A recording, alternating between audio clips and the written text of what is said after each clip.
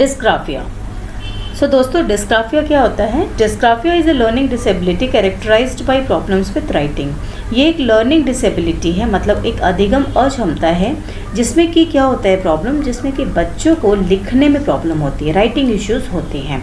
अब ये writing issues कैसे होती हैं? मतलब कि बच्चों की हैंड राइटिंग ख़राब होगी, उनको स्पेलिंग उनमें बहुत मिस्टेक्स होगा, सही तरीके से लिख नहीं पाएंगे, उनके स्पेसिंग में, गैपिंग में उन्हें वो प्रॉब्लम होगी। उनके जो एक मिरर इमेज की प्रॉब्लम होती है, लाइक बी एंड टी में प्रॉब्लम होती है, सेम एज दैट एम और डब्ल्यू में प्रॉब्लम होती है, एन या यू में प्रॉब्लम होती है, वो बच्चों को सही से नहीं समझ में आती। बी की जगह डी लिखेंगे, डी की जगह बी लिखेंगे। सो इस टाइप के इश्यूज़ होते हैं जो कि डिस्ग्राफिया जिसे कहते हैं। तो डिस्ग्राफिया एक मेडिकल टर्म है जो कि इस टाइप की प्रॉब्लम को नेम दिया गया है, ठीक है। It's a neurological disorder, physical difficulties that can be affect children और एडल्ट्स।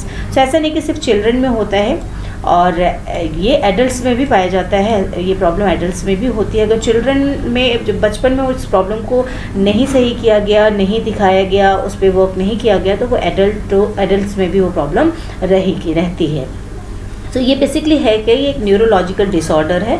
न्यूरोलॉजिकल डिसऑर्डर मतलब हमारे ब्रेन में कुछ नर्व्स का ऐसा फंक्शन है, उसका कुछ ऐसा स्ट्रक्चर है जो कि अलग है, दूसरे लोग बच्चों से अलग होता है। यू कैन से एक फिजिकल डिफ़िकल्टी है जो कि बच्चों को अफेक्ट करता है, ठीक है। उनकी जो नॉर्मल जो उनकी एक यू कैन से एक राइटिंग होनी चाहिए, उसे वो अफेक्ट करता है।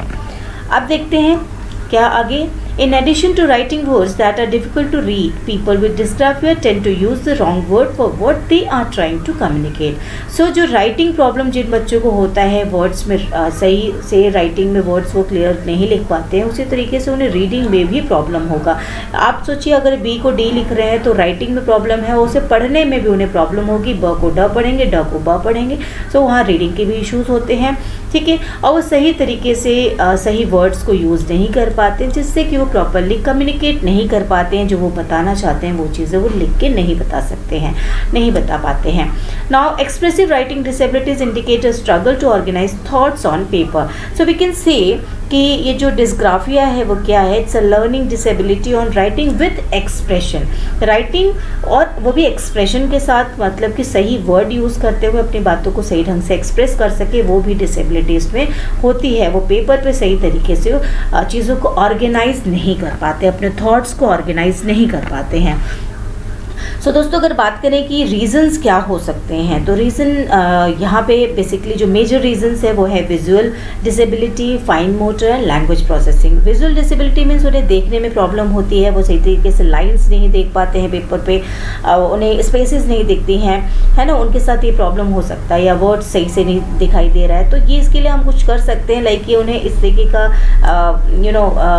कॉपी दें जिसमें स्पेस प्रॉपर हो, या उन्हें जिस तरीके से वो लिख पा रहे हैं उस टाइप का वो उन्हें कॉपी प्रोवाइड करें, उसमें लाइंस में गैप हो, उनके जो सेंटेंसेस हैं उनके बीच में प्रॉपर गैप्स हो, तो वो सब उनकी प्रैक्टिस के थ्रू हम इसे सही करवा सकते हैं।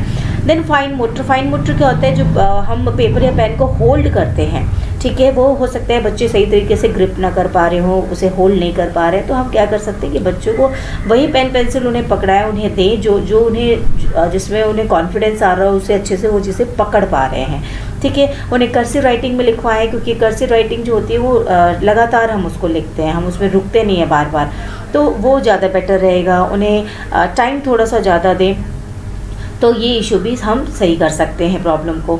नाउ लैंग्वेज प्रोसेसिंग क्या है? बच्चों में ये प्रॉब्लम हो सकती है, बच्चों को समझ ही नहीं आ रहा है कि what to write, where to start, किस वर्ड से शुरू करें, कहाँ पे वर्ड डालें, कहाँ पे लिखें, कैसे लिखें, वो नहीं समझ में आता है। तो इसके लिए भी हम उन बच्चों को कुछ कीवर्ड्स दे सकते हैं, उसके बाद ड्राफ्ट एडिटिंग के लिए दे सकते हैं, कुछ लिख के दें, उसमें उन्हें एडिट करना हो। तो ये चीज़ें हैं जो बेसिकली प्रॉब्लम होती है, और हम इसे इन तरीक़ों से इस प्रॉब्लम को सॉल्व कर सकते हैं।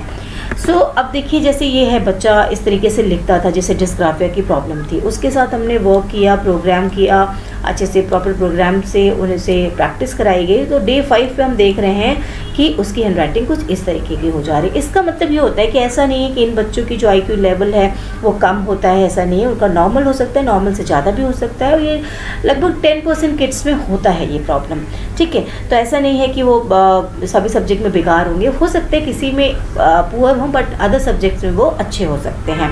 ये गुड ओरल कम्युनिकेशन में अच्छे हो सकते हैं, अच्छे होते हैं, तो इनके अंदर क्वालिटी होती है, उन्हें हमें नेगेटिव नहीं लेना है, डिमोरलाइज नहीं करना है।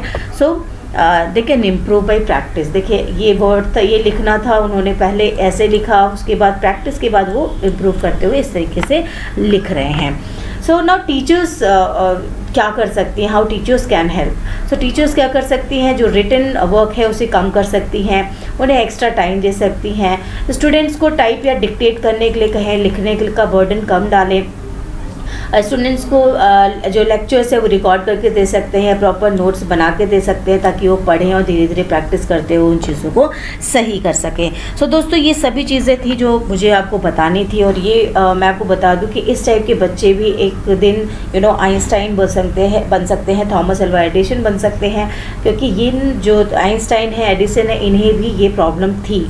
ये भी आप कह सकते हैं कि डिस्ग्राफिया के प्रॉब्लम का इशू, मतलब इन्हें ये भी ये प्रॉब्लम थी। तो ऐसा नहीं है कि ये बच्चे किसी तरीके से कम होते हैं।